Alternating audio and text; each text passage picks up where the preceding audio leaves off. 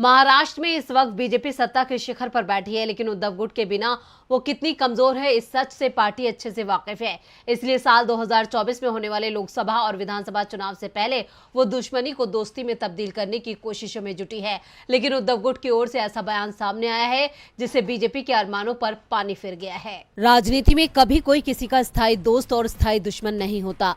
कब कौन किसका साथी बन जाए कुछ कहा नहीं जा सकता।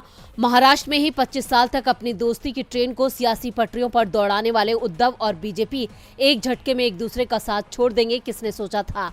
इस दोस्ती को टूटे कई साल गुजर गए हैं, बावजूद इसके बीजेपी एक बार फिर गठबंधन की उम्मीद में बैठी है, लेकिन उद्धव गुट ने उसे जोरदार झटका दिया है।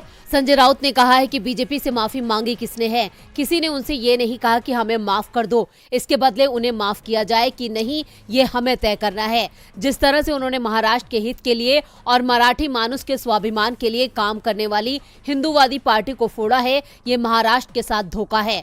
उन्होंने जिस तरह का गुनाह किया है राज्य की जनता ये कभी नहीं भूलेगी, बीजेपी को कभी माफ नहीं करेगी। इतना ही नहीं, उन्होंने ये भी कहा कि राजनीति में मतभेद होते रहते हैं, बाद में लोग उन्हें भुला देते हैं, लेकिन उन्होंने बाला साहेब ठाकरे की पार्टी तोड़ी है, इस पार्टी को चोरों के हाथ थमा दिया है, जनता ये कभी माफ नहीं करेगी। मैं साफ साफ बता दूं कि बीजेपी से अब कभी दोस्ती की कोई गुंजाइश नहीं है। संजय राउत की ये टिप्पणी बीजेपी नेताओं के बयान से मिले संकेतों के बाद सामने आई है। दरअसल उत्तर भारतीयों की एक सभा में होली के दिन देवेंद्र फडणवीस ने कहा था कि उन्होंने विरोधियों से बदला लेने के लिए यही किया है कि उन्हें माफ कर दिया है।